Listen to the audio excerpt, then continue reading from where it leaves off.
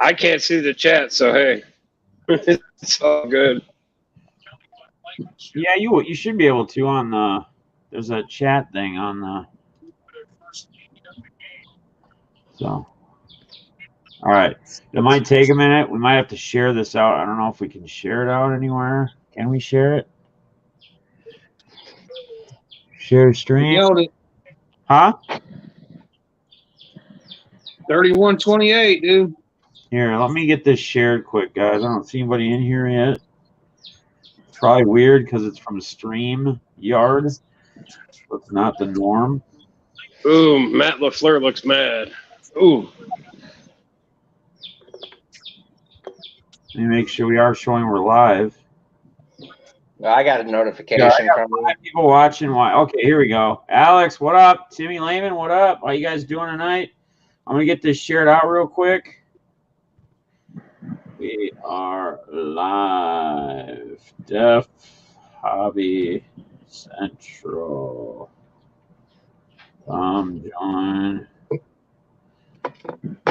Hang out. Excuse me. Carter, what up, guys? People saying, what's up, everyone? So, welcome, guys. This is our first episode of Def Hobby Central. I'll be having many different guests join us each Sunday afternoon, evening. I'm sorry about the late start. We were going to do about 4 o'clock. I decided to move it to 6 because my Vikes, even though they're still playing, they're winning. I know some other guys are watching their pack and the Colts closely. So I want to first introduce my guest that I have on right now. If anybody wants to join at any time, they can as well. Just let me know. I can send you a link if you ever want to be involved or be in any of these streams and be heard. This is what this is for. This is what we're going to utilize this platform for. Jim, what's going on, buddy?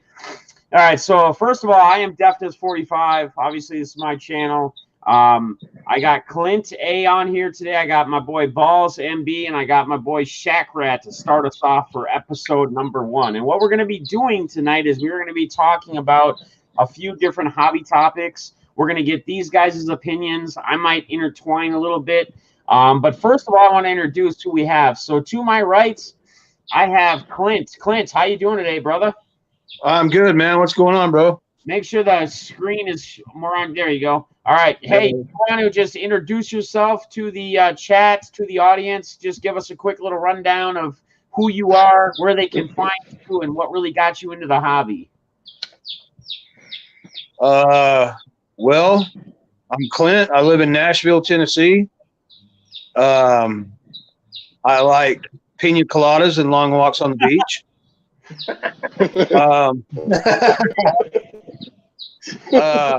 I first started collecting when I was like, I first started getting into the hobby when I was like 11 or 12 years old. So that was like 83, 84, around in there.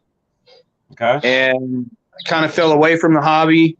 What got me, what really drew me into the hobby was when like, the Bash Brothers came out, McGuire and Canseco. You know, I used to, like, when I was a kid, I had cowboy boot boxes. I mean, just stacked in my closet of cards. It was ridiculous. You know, things happen in life. You get older, you move around. So, Right. you know, yeah. Good deal. Well, I'm glad to have you on tonight, man. I'm glad to get your takes and your opinions on some of the topics we're going to touch on tonight. We're going to get through the rest of the introductions, and then we'll get started with the actual topics we'll be discussing on tonight's show.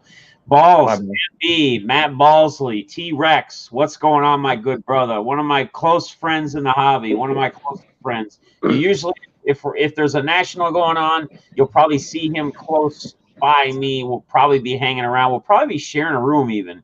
But what's going on, brother? Introduce yourself. Tell us how you're feeling tonight. What's going on?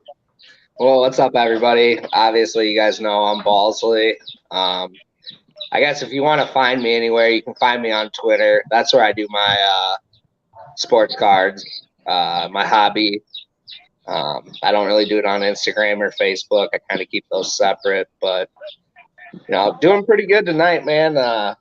And if I'm going to piggyback off that first question, when I got into the hobby, Yeah. There used to be an LCS on a little corner store across from our post office in my hometown. Only 9,000 people. Yeah. And I used to love going there. My mom, back in the day when you could drop your kid off anywhere and kind of just let them roam without having to worry. She dropped me off there, and then I'd meet up with them later on, and when that store closed, that kind of killed the hobby for me then, and I came back about 2016. Just kind of collected, I got into it with a few people, ended up meeting you. And then more than anything, just stuck around because of the people. I like collecting, but my collection isn't, any high dollar big collection. It's just more because I enjoy doing it more than anything. So. And I think Balls, I think that's like why me and you connect so well, is that we're really more people driven, right? You actually, when I was breaking a couple years ago, you came up with the hashtag with the slogan, if you would, for RPA Breaks, which is what my breaking name was, which was where cardboard meets community.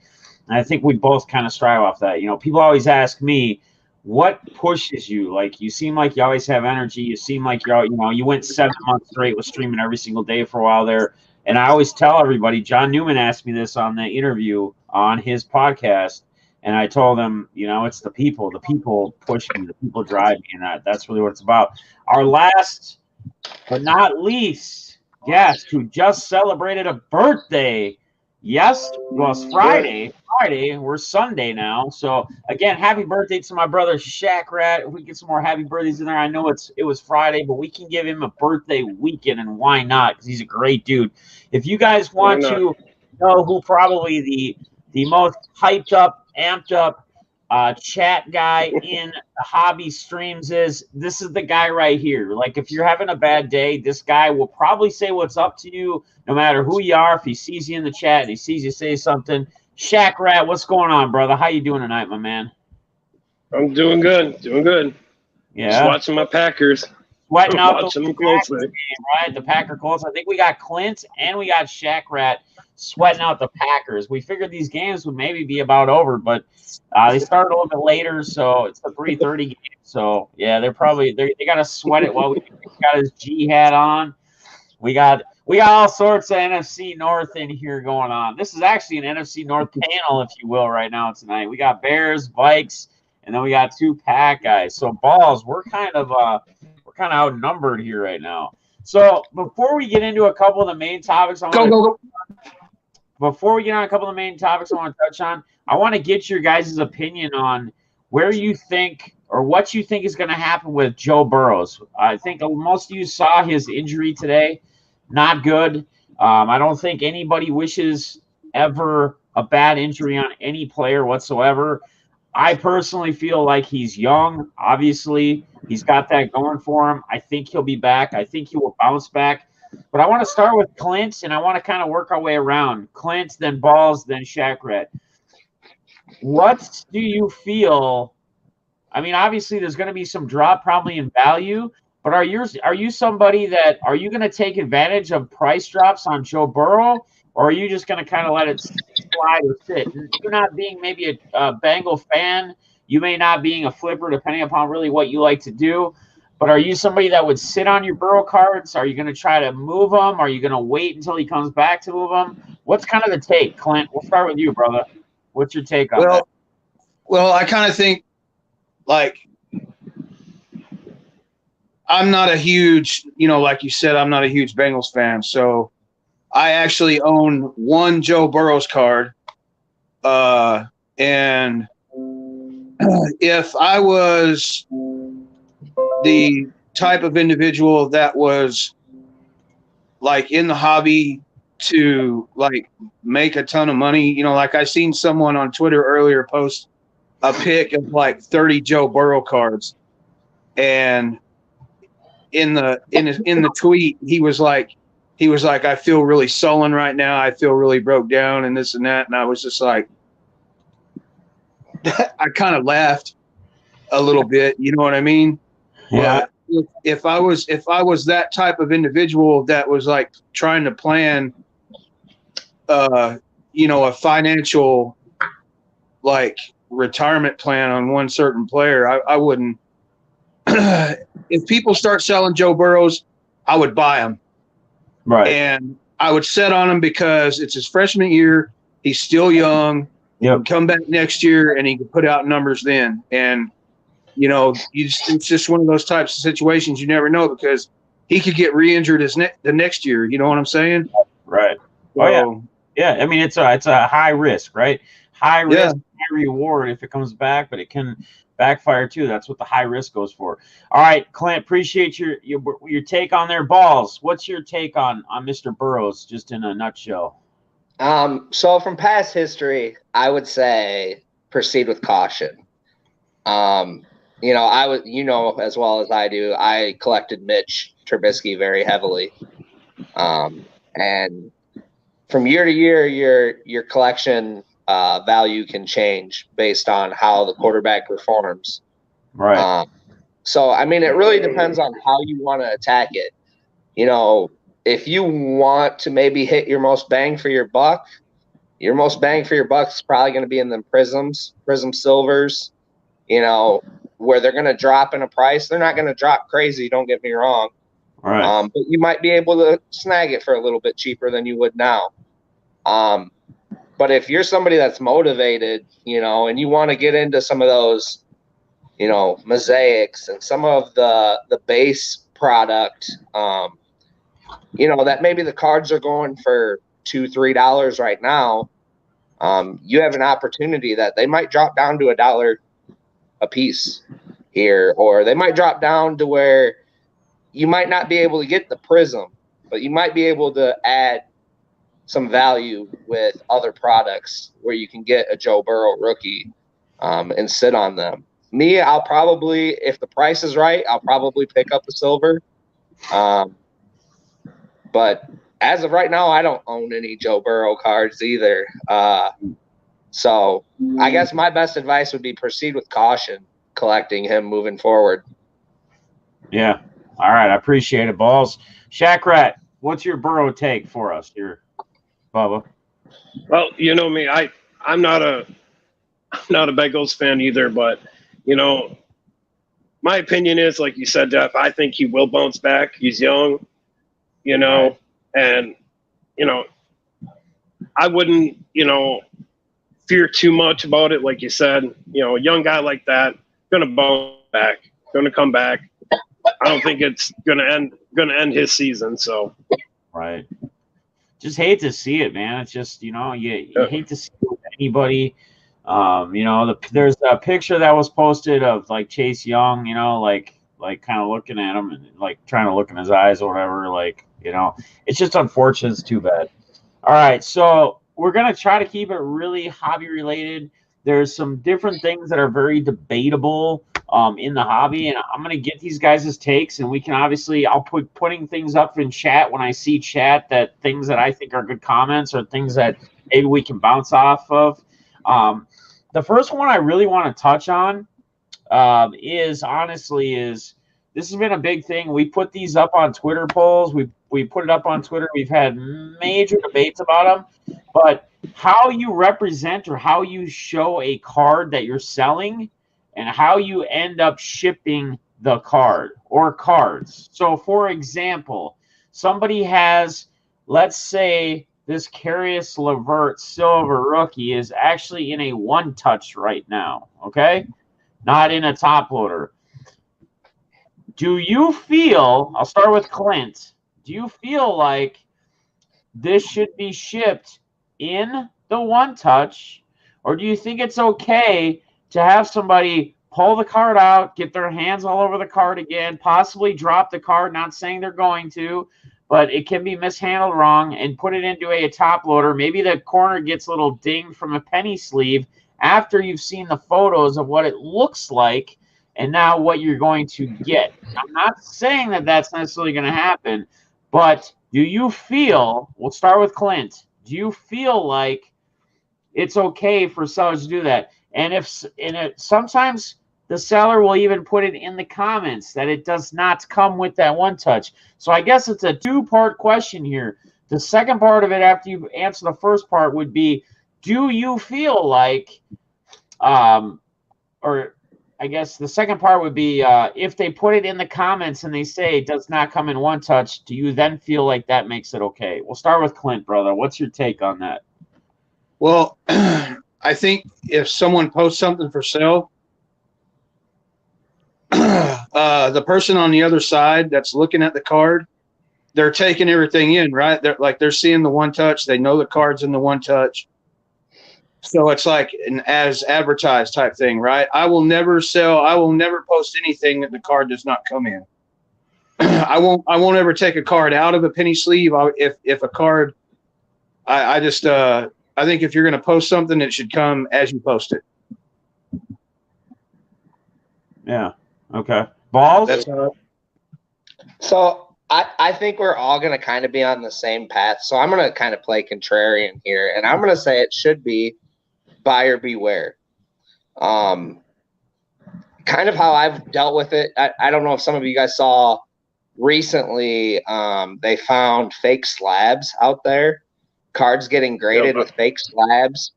I saw that. So I think it's important, and like you said, I think it's important as a buyer, and I'm looking at this from my perspective, right, that as a buyer, I need to ask those questions up front before I make this purchase.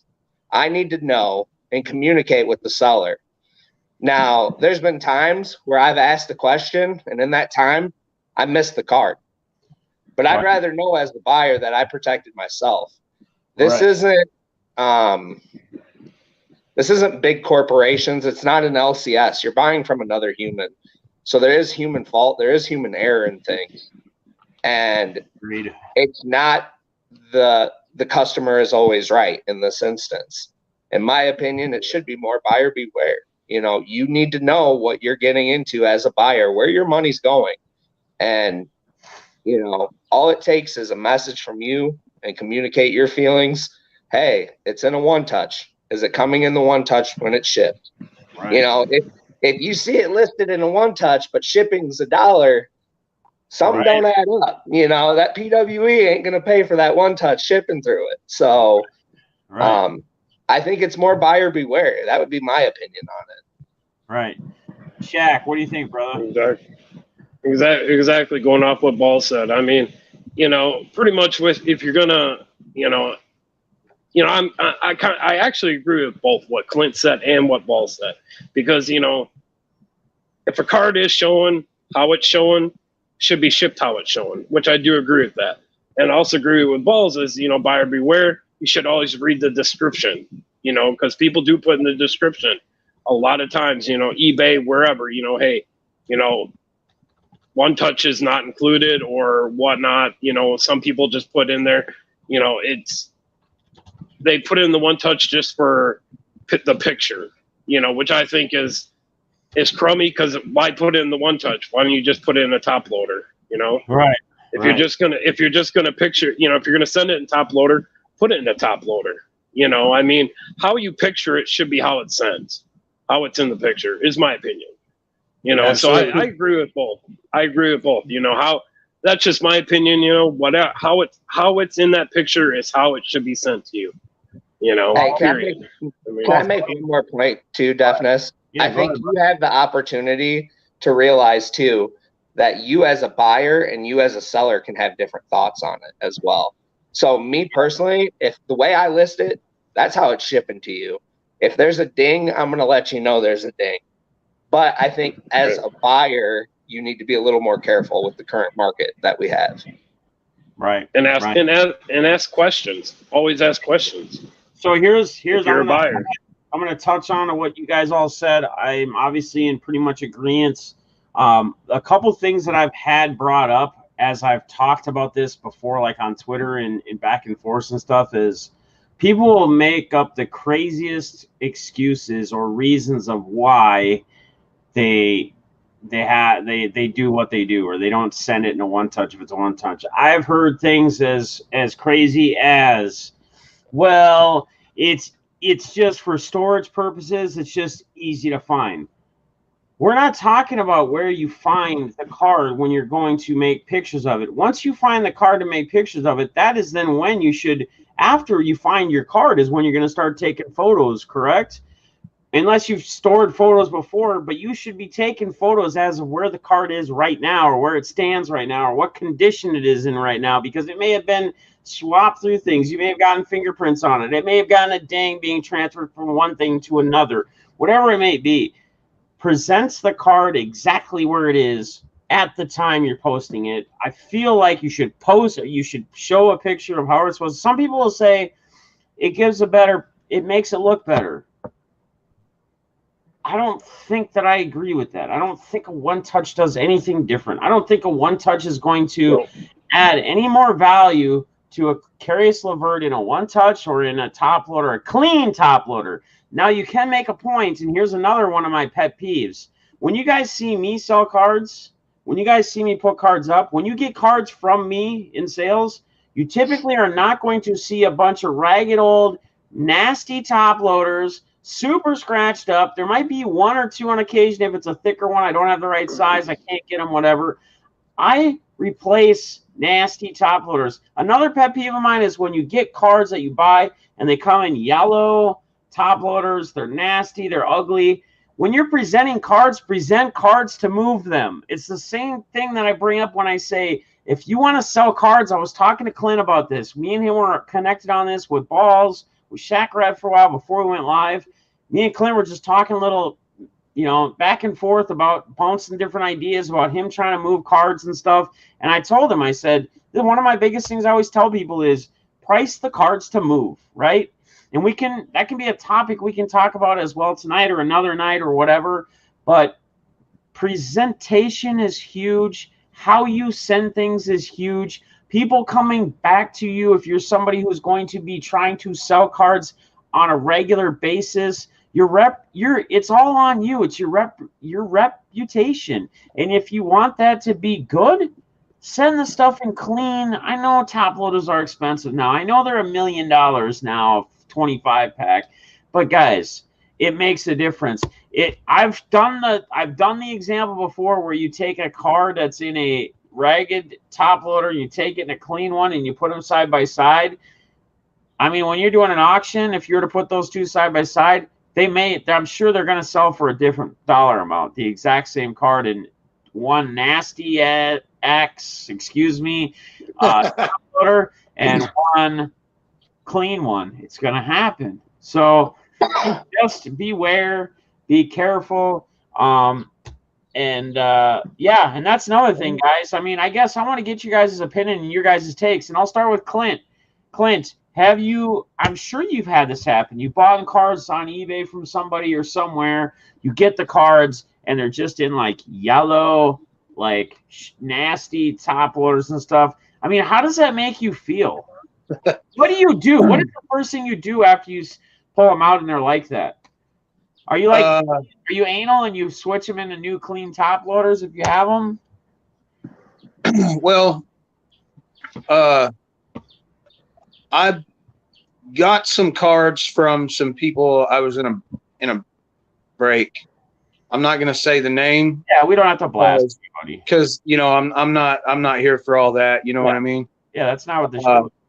So I bought into a break, dude, and the cards when they were sent to me, I was under the impression everything was going to be BMWT, right?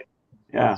Which, if you guys don't know, that's bubble mailer with tracking or box. So get more. I go to my mailbox and I opened the mailbox and I had a couple of packages in the mailbox or whatever.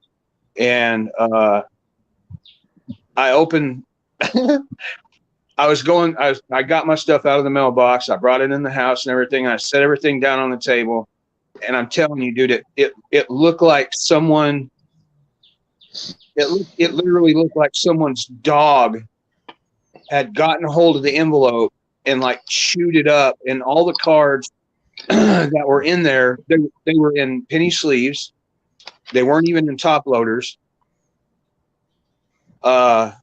And, you know, I contacted the people or whatever, and I told them what happened, you know, and they're like, well, it's not our fault, you know, blah, blah, blah. It's you know, USPS or whatever.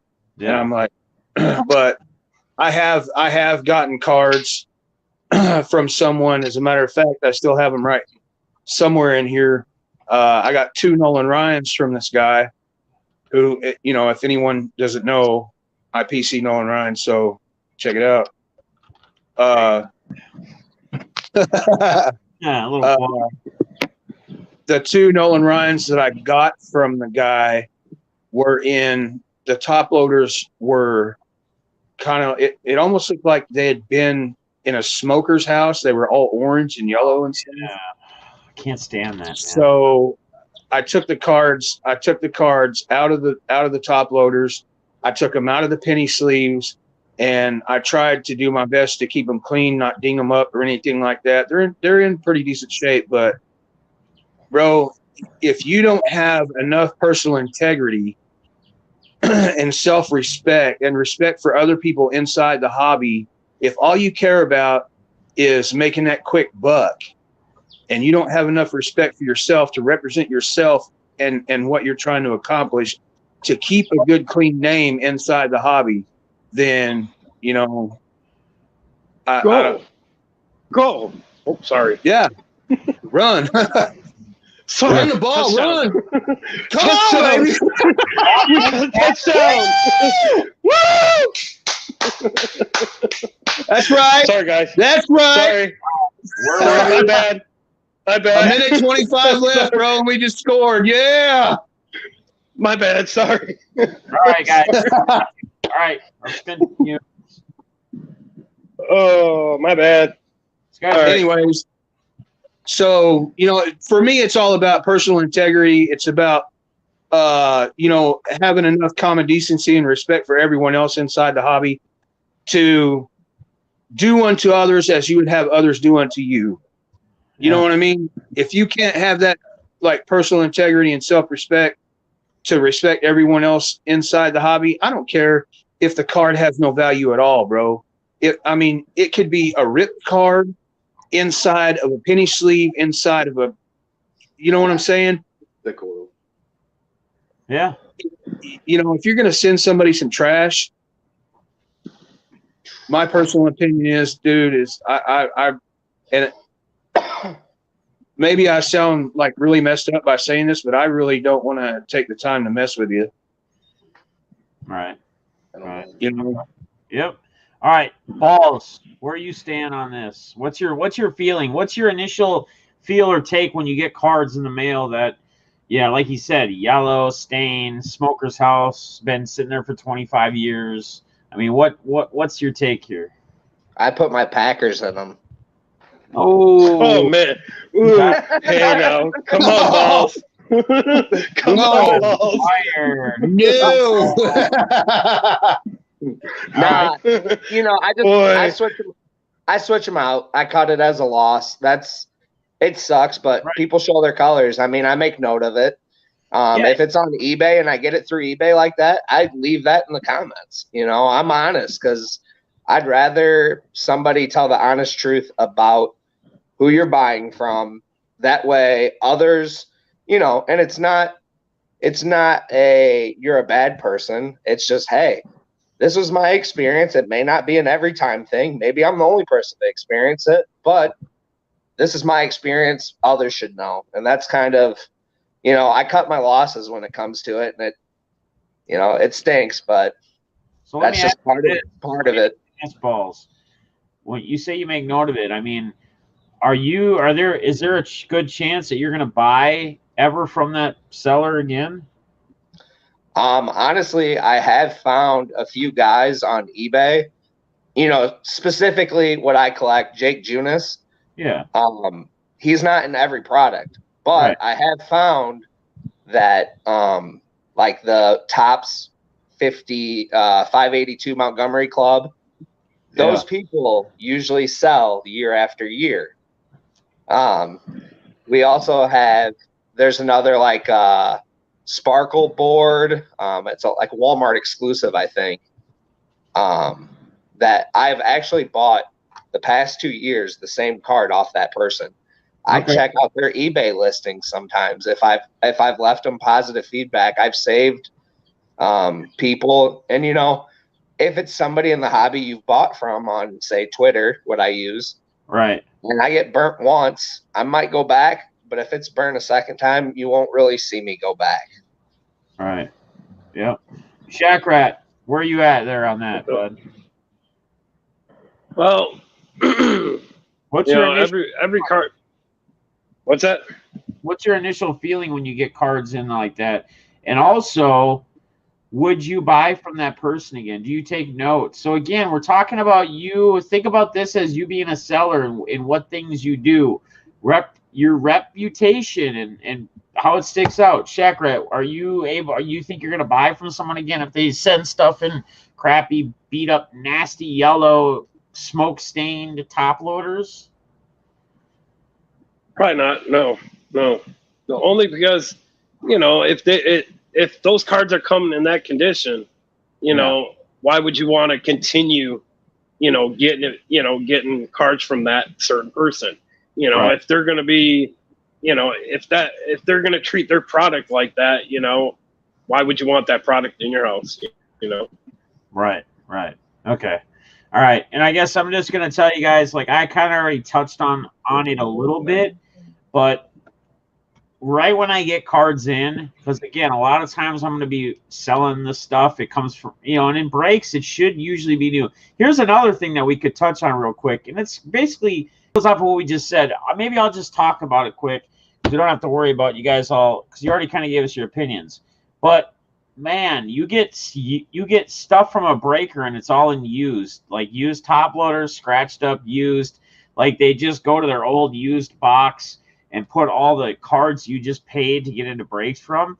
I mean, I don't know about you guys, but I don't think I'm going to probably be breaking with that breaker anymore. I mean, there's a lot of things on the line you guys got to really think about when you do that. I mean, it all comes down to the card itself, how cards, how they show up, how you package and ship them, like how you actually ship them and package them. I've seen guys put rolls of toilet paper, like rolled up in a roll of toilet paper. Shizzler was a guy that got that from an eBay seller. I mean, I've seen crazy things. You guys saw that repack that I got.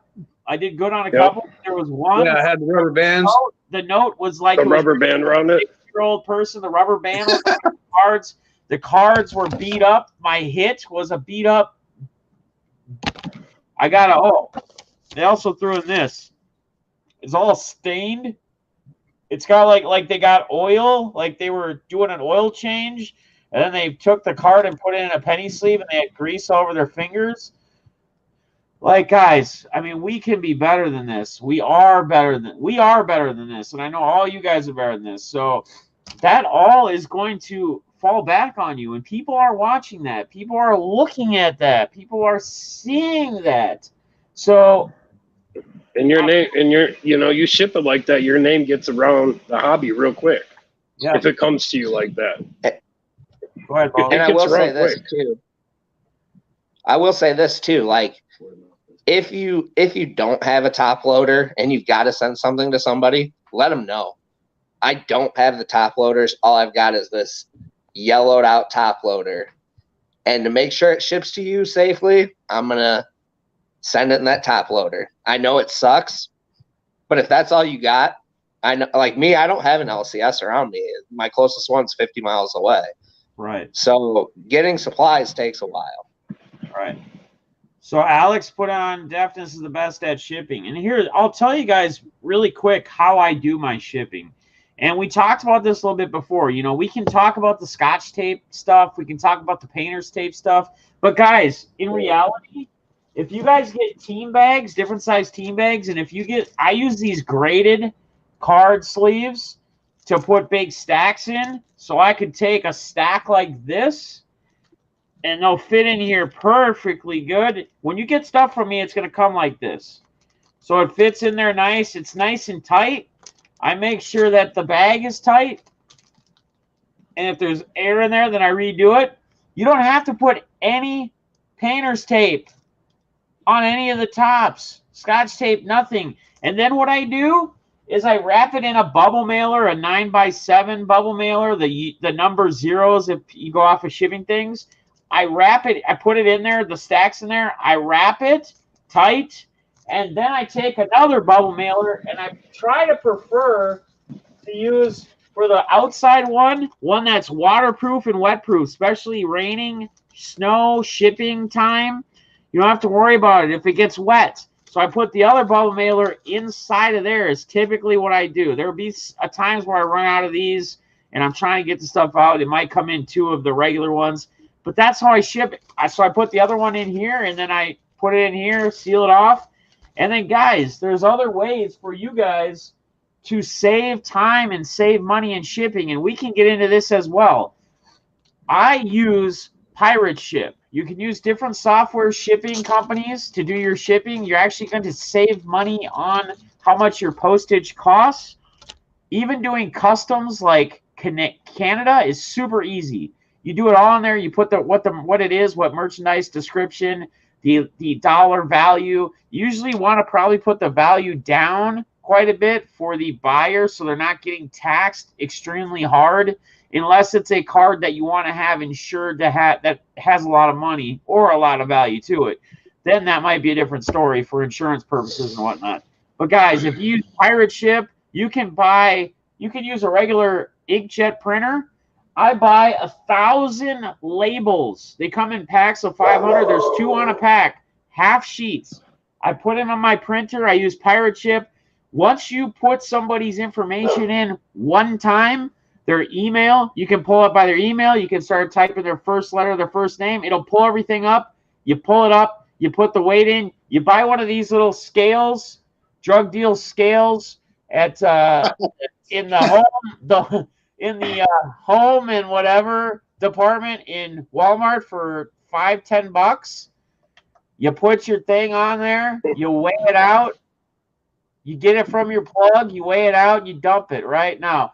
You put your packages on here, and away you go, man. You put the weights in, the ounces, the pounds, and then you print your label and you put the label on the top, on the front of the package, guys. It's super easy. You can save a ton of time and a ton of money, guys. How often have you guys went to the post office because you needed to get labels printed? And I'm going to start with Clint. We're going to talk about this a little bit because I know there's been a lot of time invested at post offices, unless you live in a very small town.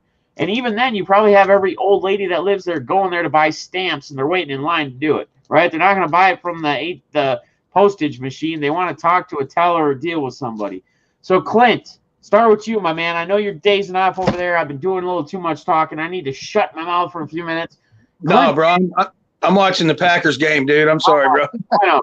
So tell us, how much time do you feel like in even the past 6 months or year have you wasted at the post office waiting in line to get some labels printed if you don't use something like Pirate Ship or a software to print your labels? I don't know. The last couple of times I've been to the post office, it's been pretty quick because, well, no. The last time I went to the post office, it probably took me 45 minutes. And I spent way too much money on shipping. I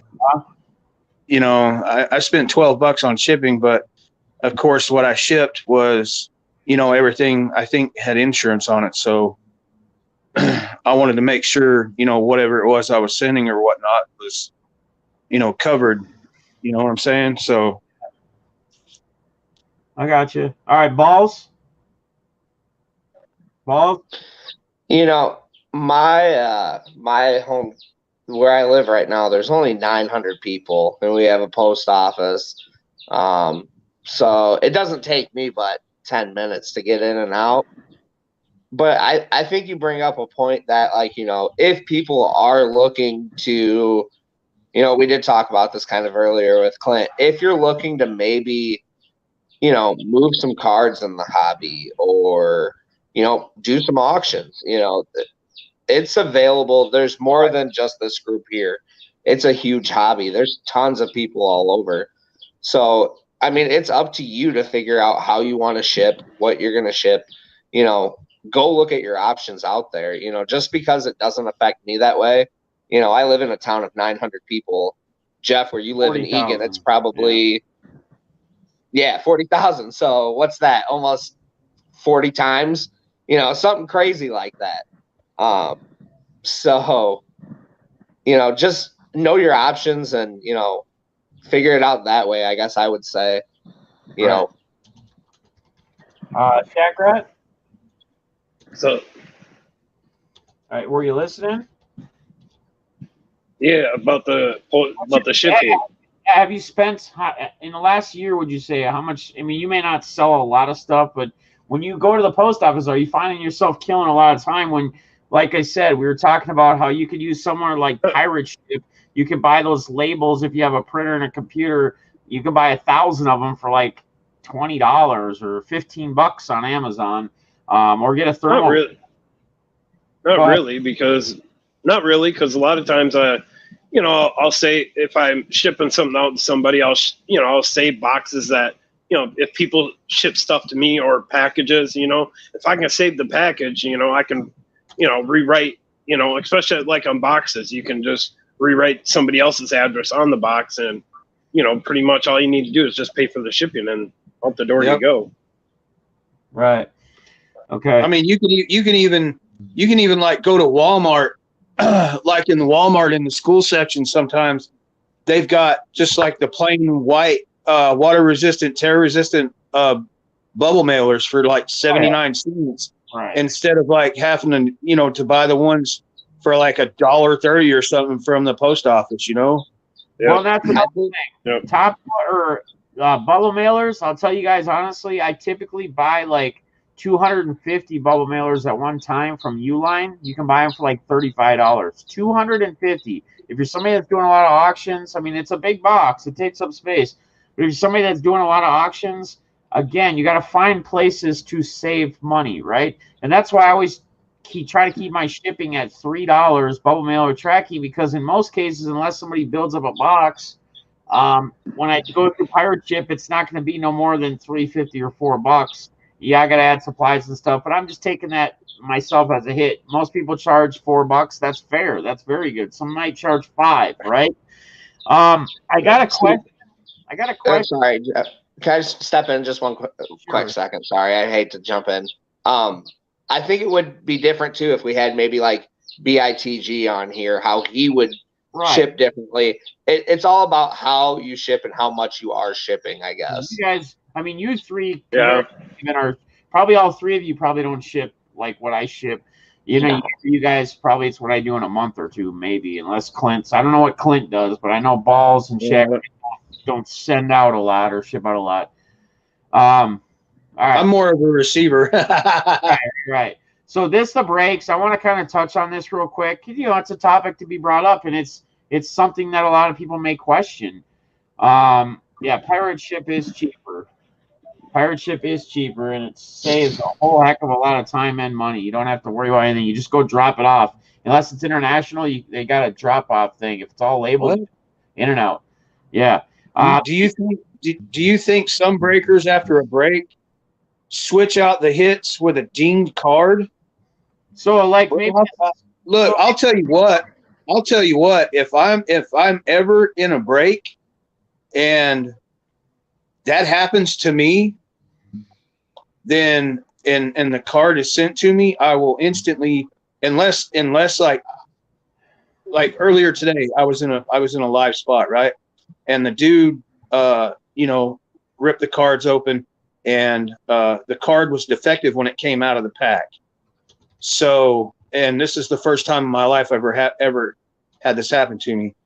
Other than like, you know, the centering was way off or the card was cut too bad or something. I don't know, but I would think that the card, unless you see the card when it's broken out of a pack, unless it has a flaw on it when it comes out of the pack, if you're sent one and it wasn't damaged when it was broke in the break, and people are doing that, then somebody needs to bring that to somebody's attention. It's my personal opinion that they need to be called out on it, because that's not cool. No. And I think that's, when we say like on here, we're not going to name names, whatever, that's something that should be brought up. Like if anybody ever really assumes or thinks they're doing it, and there's another thing, I mean, to do something like that, I mean, it would have to be somebody that's probably breaking like cases beyond cases of cards, because how many times I mean, unless it's like just a base rookie tops update series 2, whatever, where you're going to pull 20 of them in one case. But even then, all 20 of those would probably go to that one person if it was their team, right? Unless they were swapping out another case or doing it, who knows, or their own personal stuff. They got a bad one, possibly. I don't know that that's really as much of a concern as just getting involved with people who don't know how to properly ship stuff that are breakers, properly know how to handle stuff. Guys, I'm sure you guys have been with, and I'll ask you guys if you guys have been in breaks, and we'll start with Clint. This will be another question. When you've gotten in breaks, have you ever gotten a package from a breaker where there's cards that are like good value or decent value? They're not even penny sleeved on top of top loaded. They don't put them in team bags. They got them kind of flopped in, whatever, and put in a mailer or whatever. Have any of you guys run into that? You don't need to name the breakers' names. I want to ask the question: have you guys ever had that, where you've ran into that, where you've had a package come from a breaker and it's not even packaged properly? You got cards that are parallel numbers, maybe a silver of somebody that's a decent card, and it's not even penny sleeved. Clint, we'll start with you, brother. I've never gotten anything from anybody that like wasn't put into a team bag, or the cards that held like any possible significant value weren't penny sleeved and top loaded and then put into another like protective wrapping or something. You know what I'm saying? Yeah. Even the one where the envelope was like chewed up and stuff like that, the cards, there was like, a couple of good rookie cards that, I could have like saved or sent to someone else or whatever. But even those were put into penny sleeves. I don't think I've ever gotten anything that like, was just sent into, a garbage package. I mean, even, if they were like common cards, they still, all the people that I've ever dealt with, well, BITG, you, RSR, Papa J, Jimmy, couple other people. I don't know. I can't remember all the other people or whatever, but right. Everybody that I've ever like dealt with are pretty good about, taking care of the people. Right. You know what I'm saying? Right. Okay. Balls, you ever had that happen to you? I think what's kind of crazy is we've seen a different shift in the hobby. Because I know you remember this. It was so hit driven for the longest time that, the market for your parallels, your numbered cards, even those short prints, the variation photo short prints, the market wasn't as hot as it is now. So there was definitely times where, depending on who you broke with, they didn't even understand what they were seeing either. That's one thing I know me and you both have noticed before, is there's guys that sometimes can't even pronounce the name of the player, which, I get that it happens. Not everybody's going to know them. But if you're struggling through every single name in the product and you're asking, is this a good player? All the right. Yeah. And I mean, but you don't break. When you used to break, you didn't break hockey unless people wanted you to.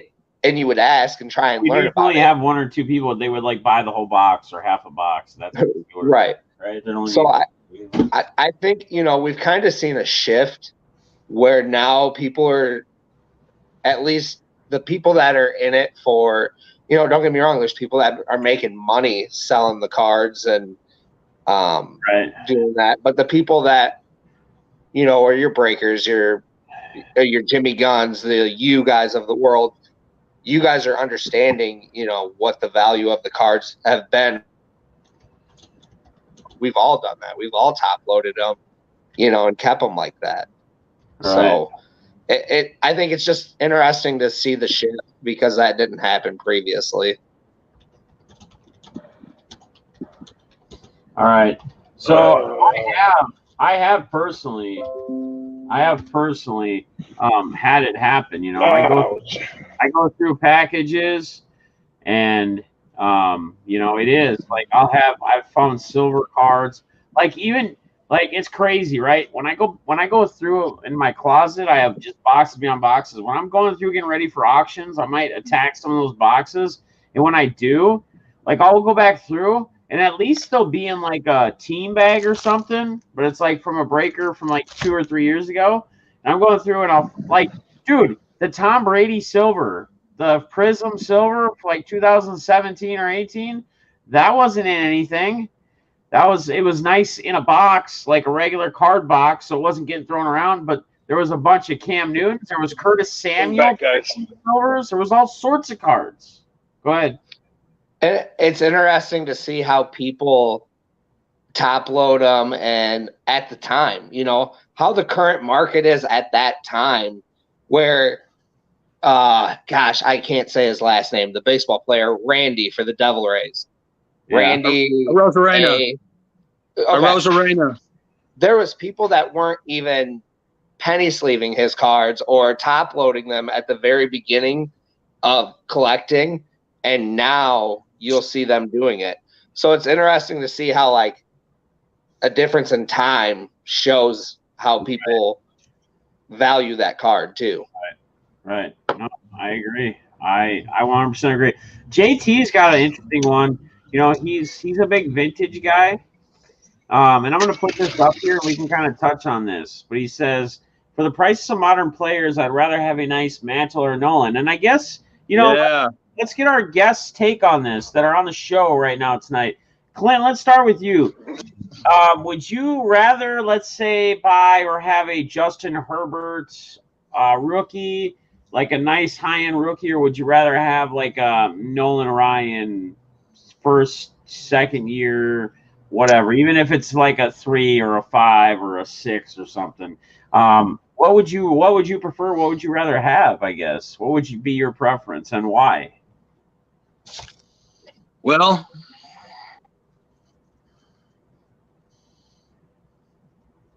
I mean, if you could only choose one. I can only choose one? Like if you can only choose either, like, let's say like a Herbert, like a vintage, or a stud quarterback or a stud baseball, non-pitcher stud, or somebody, or basketball stud, young stud like a Zion or a Luka or somebody. I mean, I don't want to – our ranges are going to get so wide and varied in price, and you're going to probably start thinking that more than anything. But I want to just say like at the same amount of value, like let's say the cards are about the same price, right? Would you rather have a young modern stud, like to take the risk on, that hasn't completely fully proven themselves, hasn't had a full career, isn't a Hall of Famer yet, or would you go after a Hall of Famer, a proven player, a vintage card? Yeah, I'd rather have a vintage card because they're a proven stable market. They've I mean, it's just like you said, they're a Hall of Famer. I mean, you know, Nolan Ryan, I could go forever on Nolan Ryan. Don't get me started on Nolan Ryan. That's one of my PCs. And like up until recently, I never owned a Mickey Mantle baseball card. And as you know, a kid growing up, I always wanted to have one. Now I've got one. But I would much rather I would much rather have someone who their name is going to be in the books forever. You know what I mean? Yeah, I got They're you. always, you know, that's just. Did we lose Shakrat? All right, Balls. What's your take on that? No, I'm here. Okay. I'm here. And so it depends. I mean, are you like excluding LeBron James? Because LeBron James is a modern player. So again, no. So I want to say somebody. No. So LeBron James is somebody that's already not a non-proven player. So LeBron James is a proven player, right? So Give me Justin Herbert, Luka Doncic, So you're talking like rookies. the same, right? It's the card. So I'm not talking about you thinking, well, let's see, a Luka rookie auto is worth $8,000, so I'm going to take the Luka. No, it's going to be the same value price. It's going to be a non-proven, like a rookie or young star, or a modern day. And LeBron could even go. LeBron would almost go towards the vintage, right? Because he's going to be a Hall of Famer. He's a proven player. Blah blah blah. So. Well, then, in that case, give me the vintage. I mean, you'd have to give me the vintage. I remember I won that 1-of-1 Cam Akers off Go GTS, that shield patch auto. Yeah. And I sold it for, what was it, $500 or $500, $556. And I looked, and I don't remember the grade, but I could buy a Walter Payton rookie card. Right. Walter Payton, a Hall of Famer, and this guy Cam Akers hadn't taken a pro snap yet. Right. So no, give me the Walter Payton rookie over it. You know, give me the vintage that has the value doesn't matter, but maybe more the nostalgia with it. I think like the value is not going to change in that instance. Your vintage is going to stay the same, but the nostalgia plays a bigger role in that instance for me. But there are, I mean, we all are answering this like you guys are all like, oh, for sure. It's like not even in question, maybe for you guys. But there's people out there that they're going the opposite direction because, one, they want that higher risk, higher reward, right? So the debate here is really more or less you take a player that's now proven that's there. Now, LeBron James is someone that's still not completely to the vintage. We said we could put him over there because he's proven. But the problem is he's still technically playing, and he still hasn't got to the Hall yet. When he gets to the Hall, there's going to be another spike in his cards, his rookie cards especially. So these young stars with this high risk, high reward, their values, like a Luka rookie silver, something's going to be worth way more than a Nolan is, right? But that could still drop. That's why this is still a good debate. Because that could still drop because Luka could get hurt next season. It could be a career-ending injury, and guess what? People are going to go, this dude was cool for a year or two, but his value is not going to stay anywhere near because he didn't last. He didn't do enough. He didn't have a solid career. He had a great run for he's like Milli Vanilli until they found out that they were lip syncing. They blamed it on the times, right? I mean, that broke my heart. Yeah, there you go. You know when you say that, though, just go back and look at the NBA playoffs and look at like what Donovan Mitchell's cards did and what your Trae Young cards changed big time. It's crazy to see that fluctuation, over that little time span. Tyler Hero, he was pretty affordable for a while, and then it just blew up during the playoffs. Now it's starting to come back down. It's interesting, like you said. It's more of who you are as a collector. Are you going to take that gamble? Are you going to do the sure thing? Right. Yeah. Are you gonna play it? Are you gonna play your cards? How are you gonna play your cards? Right. Kenny Rogers. Got no one to hold them, no one to fold them, baby. So you put it on the table. Are you doubling those 11s, or are you just letting it hit one time? What are you gonna do? Where are you going? JT's got a good comment here. Look at Burrow today. Exactly, guys. We started out. JT. We started the show out with Burrow talk a little bit about his about he's young. So not too concerned. We think he'll come back. if you'd maybe be a good time as prices are going to drop right now as people freak out to take advantage, but there's still that chance that he could have some kind of issue with his rebuilding up the injury and being able to come back strong and be able to play. So many of my heroes during finals, yeah, and that's another thing, guys. Another opportunity for you guys that are trying to make money when you're selling cards, especially if it's modern players or players now, you really need to jump on it. If you're trying to make the most out of it, you really need to jump on it when you can. And the best time to do that is when they're rocking, right? Their team is in the finals. Like Tom T just put in here, sold many of my heroes during the finals, and he probably sold them for a very good amount of money, right?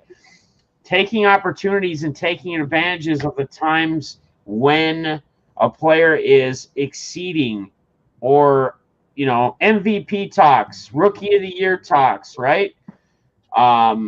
Rushing leader, receiving leader, team is undefeated, team is 10 games in, 12 games in, they're undefeated. They look like they're going to go to a World Series, a Super Bowl, whatever it might be. You have to take advantage of those opportunities. We got RSR in the building. What's going on, brother? RSR, you could join us. Any of you guys also can join us anytime. We're not going to probably be on much longer tonight because we just did get over an hour on the show, and it's been a great show, guys. I think the guests have been great. I want to mix it up every week. I want to have different people on the show as guests, and I want us to touch on different topics and continue to talk about the hobby. But again, guys, take advantage of the times when it's good. When the going's good, you got to jump on it, right?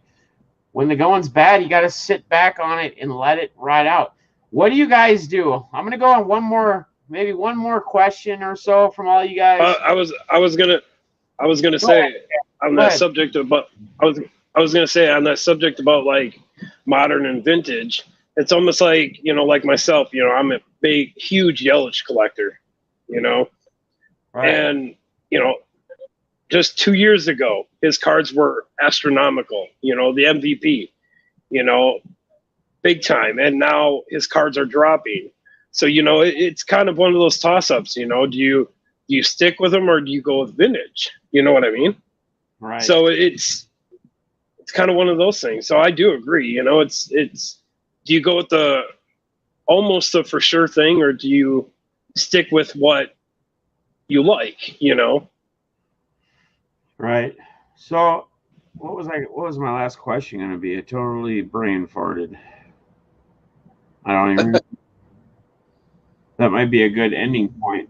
I had a great question and then Shaq took it from me.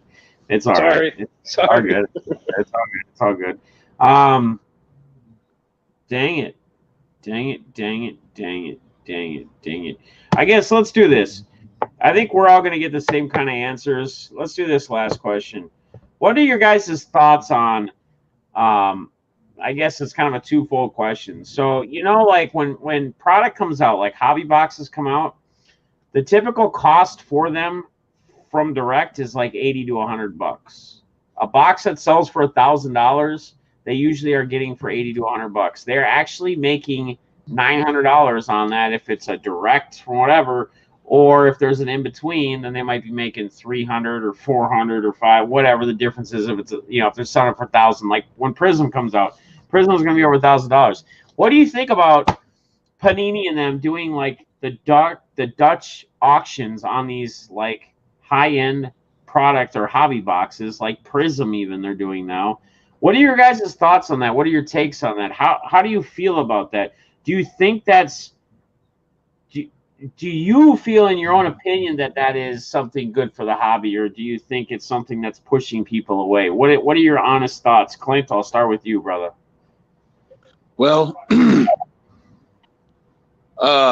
we kind of talked about this a little bit earlier about, the whole, the whole issue about, people flipping cards and stuff like that, and blah, blah, blah, if they're getting something direct from, like Panini or Topps or something like that, and they, for like whatever reason, decide to do a huge markup on the product, then it's actually like devaluing the what's inside the box, in my honest opinion. And they're taking a chance of, like, there's a lot of people that are in the hobby that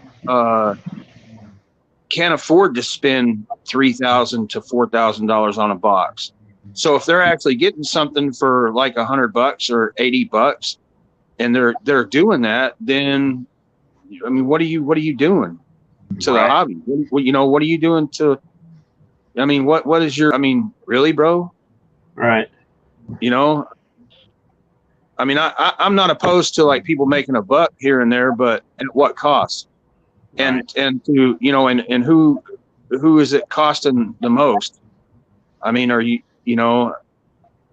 that kind of gets into like other people's moral compasses and personal opinions of thoughts and values and that kind of stuff. But whatever. I've gotten hobby boxes before from people, but nothing over $200. Yeah. I won't. I refuse to get taken advantage of like that, dude. I won't do that. I'll buy. I'd rather buy a hobby box of Don Russ for $75 than, I just won't do it. So before balls in them answer, I'm just gonna, because you said about $200. Guys, I'm not a big fan of playoff football product. I never have been, but this year it's actually pretty cool. They have chrome. They actually have chrome cards in there. They have like rookie wave chrome cards. They look nice. They look like an optic card. They're very, very clean.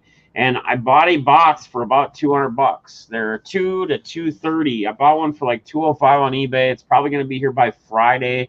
So we'll be ripping that on a stream, or I'll do a video on it. You get to see what it looks like. The base cards are still like similar as they normally are, but they got the different parallels. They call like first down, second down, third down. They do that instead of like number. Well, they might still number them too, but just throwing that out there. It's a product I've never been a fan of, but it looks very cool. I've seen it open by a couple different people. So look for that box to be here probably by the end of the week. I'm sure we'll sell out of that stuff in the auctions. All right, Balls. Next, you're next, buddy. What's your thoughts? So when it comes to like the Panini Dutch auctions that you're talking about, I mean, we kind of had to expect this to happen a little bit. Panini they judge the secondary market to see if their product is being priced appropriately. And that's their way of finding out what people are willing to pay. Is it top end of the market that they're finding? Yes. But at the same time, it's still something that I'm back, right? Sorry, I got a text message, a call during it. I'm here, right? You're good, yeah. Okay. But, I mean, it's probably the top end of that market that they're finding out what people will pay for it. But at the same time, they're trying to get back some of that secondary market. Do I knock people? Yeah. Do I knock people for marking up their boxes and trying to sell and make a buck or two? Nah. I mean, if it were my business, I wouldn't want people talking about my money too. It sucks. That's how, a lot of us were in the hobby before it turned to this kind of flippers market, and it sucks to see it turn to that. But at the same time, your cards have more value because it is a flippers market in a sense. Your Robert rookie is probably worth more now than it was when you were getting a card in 2017 as a rookie. Your rookie quarterbacks, if you look at a rookie quarterback, your Joe Burrow card right now was definitely going for way more than your Dak Prescott rookies or your Jameis Winston or Marcus Mariota rookies. Yeah. Yep. So it does suck that there is this exceeded price on the secondary market, but it also does add some value to your modern day cards now. So it's a give take, Jack? I can agree. I can agree with what Ball said. I mean, but does it does it hurt the market? You know, sure. You know, it hurts, and it hurts, you know, the market for the people who are, you know, trying to buy them, especially if they're buying them from, you know, if you have to go third party just to get the product now, you know, you're paying, now what are they paying? You know, double, triple the price for, you know, a blaster or a hobby box, you know, of something. So, I mean, you know, but like Ball said, you know, the price of the cards, you know, that you get are going to go up now because of, you know, what you're paying. So I agree. Yeah. So I want to touch on this. I put up SRV. What's up, buddy? Good to see you. Good to see everybody in here. Sorry, guys, if I haven't said what's up to you individually. We're just trying to stay on course here with the show. This is how the show will be. It will be more, not as much attention. I'll be putting comments up and we'll touch on some of the stuff, but it's not going to be me able to say what's up individually to every person as we're doing the show as I try to conduct it. But SRV said, I used to love Panini, but I'm more a Leaf guy now. Trinity is the best product in my mind for value in the baseball market. Now, that's a twofold thing here, and that's why I put it up here, and that's why I want to touch on it. Yes, Leaf, it's like you get a huge bang for your buck, in my opinion, but at the same time, the resale value is not there with any Leaf product. With any Leaf product. If you take a Dominguez, Jason Dominguez, which if the Leaf box is what, $100 and a Bowman Chrome is $200 or $260 or whatever, if you pull any Dominguez Bowman Chrome auto versus any Leaf, no matter what it's numbered, I bet you even if it's a 101, I mean, it's still not going to come anywhere near what you're going to be able to sell that Dominguez Bowman Chrome for. They have great looking cards, great looking product. Don't get me wrong. I think value wise, yes. I think on a selling side, not so good because again, it's just not there. Like, I don't know. I mean, and again, auctions aren't a good example because auctions you sell almost anything and everything for way less. But anytime I get Leaf autos, I mean, I could put 3 or 4 Leaf autos up. And it might be more or less pitchers, which we know pitchers maybe don't sell much. But even if I had like a decent name to put up, I bet you it wouldn't sell for any more than, even a good name, maybe any more than 30, 40 bucks if I was lucky, even if I had 50, 60 people in, you know, versus an auto of somebody, a decent name auto of somebody, not even a Dominguez, like I'm trying to think of a name that would just stick out. I don't know. Maybe Adley. Adley might be a little too high up there as well. But I think you guys know what I'm getting at. But yeah, I mean, it adds a lot of value. I mean, it's very, very well priced. I will tell you that we personally have our own little feelings with some things with Leaf as well, just because of how the company didn't really present themselves well when it came to a foundation that we did. Me and Guns did, and the group did, the community did for a little kid that was dying from cancer, and we were trying to raise money to help pay some bills and stuff. Upper Deck stepped up, Panini stepped up, Topps stepped up. Leaf said, no, forget it. And maybe they don't have the money for it because they don't sell stuff as a high price, but still you would think the company could be some kind of write-off even if they just gave a box of Leaf product or whatever. So, I mean, there's certain things to it.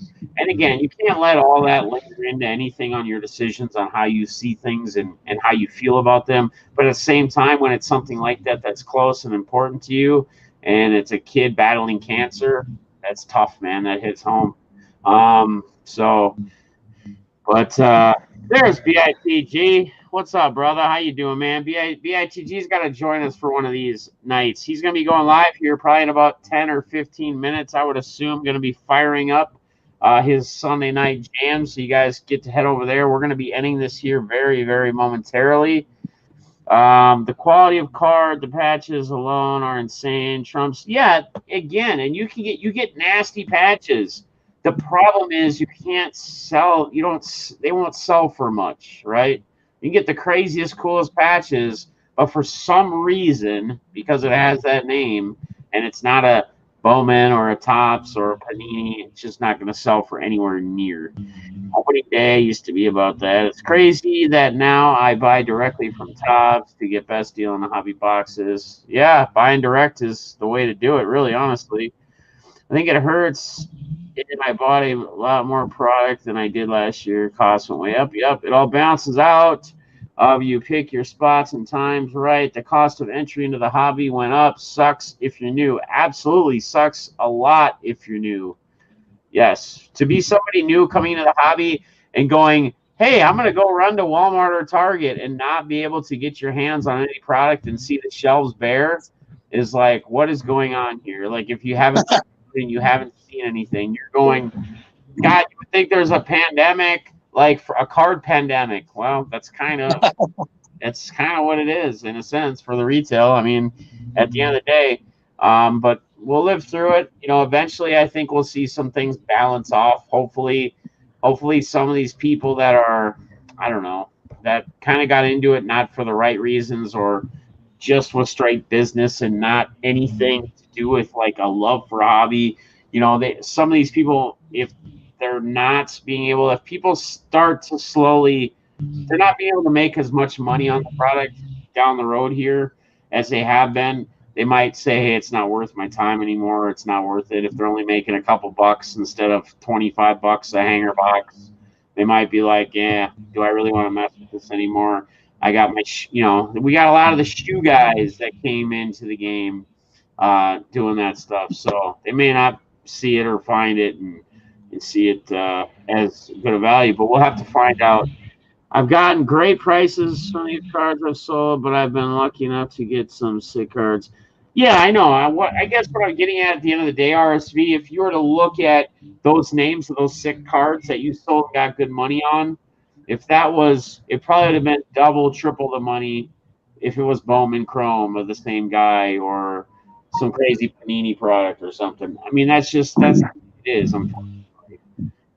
BITG chat was off the rails last night. Uh-oh, it got a little crazy. Well, maybe it'll get crazy again tonight. Last night, I was too busy playing cards.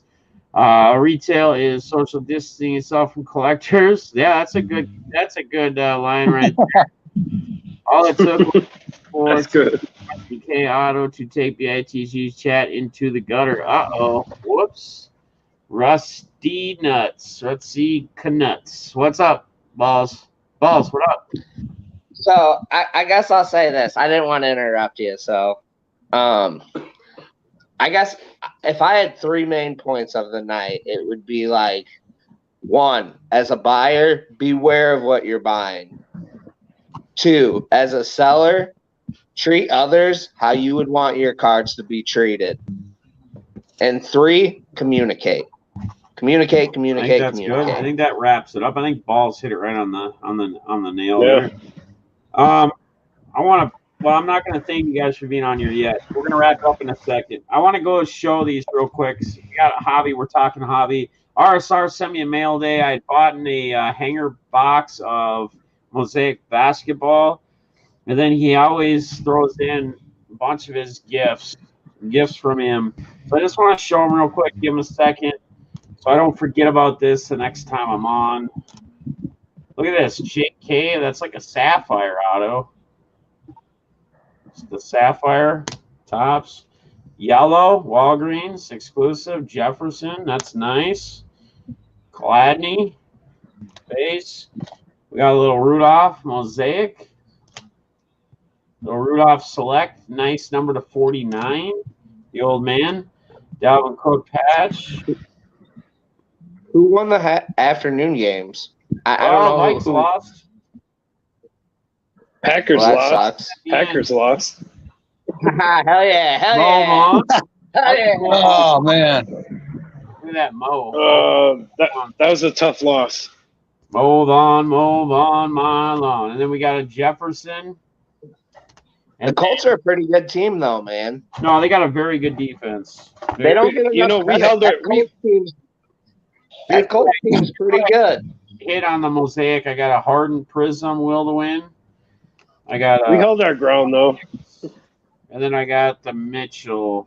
Wasn't the craziest. These were the main hits. But, guys, RSR does have a break. He's trying to fill a couple, but the one that's getting the closest, it's like 12, 14 spots, 18 spots away. It's random teams, is 2020 Prism Baseball. It's 3 autos. There's a lot of color in there. Get over to rsrcardsandcollectibles.com. Check them out. Check out my guys Alpha. Check out BITG. Check out everybody. Guns on Saturday nights. Eloy. GoatCardBreaks.com. ClassicPackBreaks.com. Those guys are very good to me. I love them. If you ever want a wide variety of entertainment of stuff get ripped, they have anything from 60s packs to current stuff, and you see a wide variety every night. It's always a change, so it's always nice. So check out my guys Ryan and them over there. Tell them I said what's up. And yeah, I guess tonight I just want to thank you guys. I think this was a very successful episode, first episode. I want to thank my guests for being on tonight. Clint A, where can they find you, Clint, on social media? What's your handles? Where are you? Twitter. I don't really mess around much with Instagram, but I'm on Instagram. Okay. It's basically the same tag, Clint A71. Your chat room. Other than that, that's about it, dude. All right. Yeah. And I'm in Nashville, home of the hot wings, baby. There we go. All right, man. Hey, Clint, I appreciate you being on. Balls, where can they find you? I'm at M Ballsley. You see Ballsley down below or above my name, wherever it's at on the screen, on Twitter. And then usually in the chat, man. I'll be in the chat. I will say this, just to give you guys a little preview. I started a spreadsheet, listed all my Junises. Yeah. There's a video coming. Nice. Hell yeah. There's a big video coming. Check it out, man. Heck yeah. Shack Rat, where can we find you, my brother? Yeah, you can find me on YouTube and on Twitter. Same name as you see below on Twitter, Shack Rat Show. But I do want to give a couple thank yous for birthday gifts that I received, if that's cool. Yeah, go for it, brother. Well, I haven't received it yet, but it is coming. One from RSR. I do want to thank him. We were in Alpha Fan Breaks the other night, and some guy won Wisconsin Badger Ron Dane mini helmet, and RSR surprised me and bought that for me for my birthday from the guy. Right on. So I want to thank RSR for that. That's awesome. And I want to also thank Paulie Junkwax. It was a couple weeks ago in a Google Hangout that we had. He ended up getting me from Jimmy Guns. He ended up getting me a Robin Yount autographed jersey with a COA. So just want to give a couple thanks for some pretty awesome, phenomenal birthday gifts. So where can they find you on social media? At where? At the Shack Rat Show on Twitter. Okay. All right. Cool. And I'm your host, Deafness45. I'm sure you're here. You probably know who I am, but you can find me on Twitter at I am Deafness45. Also on Instagram at I am Deafness45. And here on YouTube, obviously make sure you subscribe. I'm doing a Twitter YouTube giveaway. I'll be doing a lot of stuff going forward, guys, especially cranking into the holidays, the season of giving, especially getting close to another 24-hour stream. The epic third 24-hour stream is coming for this channel from your boy Deafness. We're going to have special guests for that. BITG is going to be there. It's going to be in West Virginia. We're going to check out his shop. It's going to be epic. Paulie Junkwax is going to be aboard. We're going to have an epic stream when he picks me up from the airport to meet up with BITG. Friday night, the 24-hour stream is going to start Saturday afternoon. We're going to start in the afternoon instead of an evening this time so we can get done Sunday evening and enjoy football in the evening. So, guys, find the one of my newer tweets that shows this. It's a hanger box. There's going to be a lot of different stuff given away, guys. The other thing I've been talking about is the more active you are in my streams, like interacting chats, I'm paying attention to who is showing up. I'm paying attention to who is interacting. Guys, if you are doing it, you're going to probably get yourself into a free break during the 24-hour stream that I'll be doing a special free one. And then there's going to be other ways you guys can get into other free breaks And then we're going to be selling breaks as well on BITG's website that I'm going to personally break while I'm there. So I'm going to be like doing my old break days. Maybe I'll pull you guys a monster or two. Hopefully I can pull everybody something good, whether it's a parallel, a monster, whatever it might be.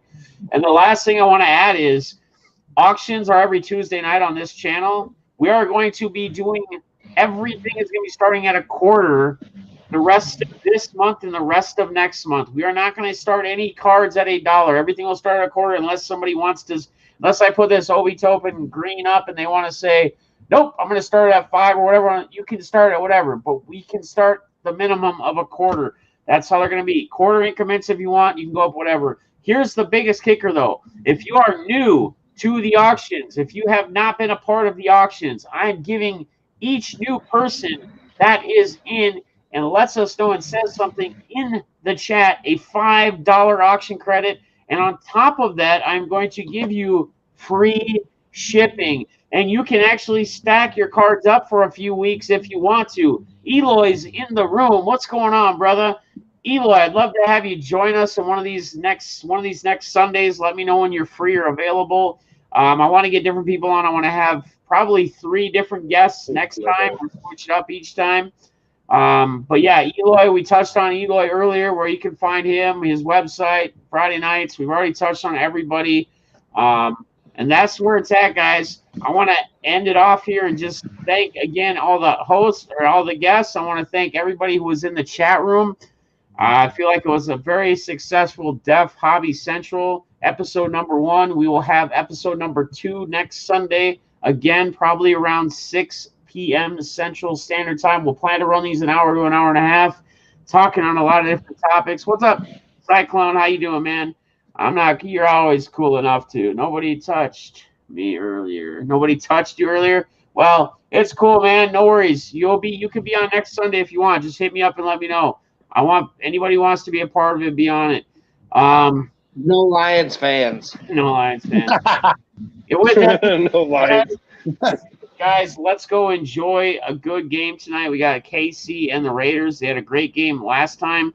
And with that being said, we're going to close it out. The next time you'll see me live will be Tuesday night for the auctions. Again, guys, show up. Guys, appreciate it, man. I had a great time. Till next time. Keep it positive. Keep it fun. Stay safe. Be good. Hit that thumbs up. Hit that thumbs up.